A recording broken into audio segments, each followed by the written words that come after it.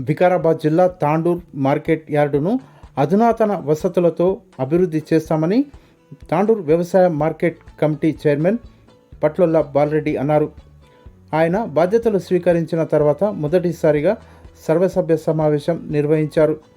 MLA Manohar Reddy ఆధ్వర్యంలో వారి సహాయ సహకారాలతో తాండూర్ మార్కెట్ యార్డును అన్ని విధాలుగా అభివృద్ధి చేయడమే కాకుండా నిత్యం రైతన్నలకు అందుబాటులో ఉండి వారికి ఎలాంటి ఇబ్బందులు రాకుండా చూస్తామని వారు తెలిపారు. మార్కెట్ యార్డుకు వచ్చే రైతన్నల సమస్యలతో పాటు వ్యాపారపరంగా మార్కెట్ను ఏ విధంగా అభివృద్ధి చేయాలో సమావేశంలో పాలక మండలి సభ్యులు చర్చించారు.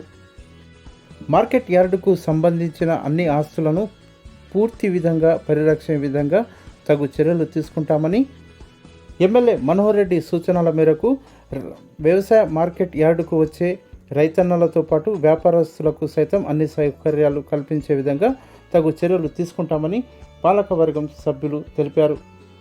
ఇంకా ఈ కార్యక్రమంలో మార్కెట్ కమిటీ వైస్ చైర్మన్ నర్సిరెడ్డితో పాటు డైరెక్టర్లు, వ్యవసాయ శాఖ మరియు మార్కెటింగ్ శాఖ అధికారులు తదితరులు పాల్గొన్నారు.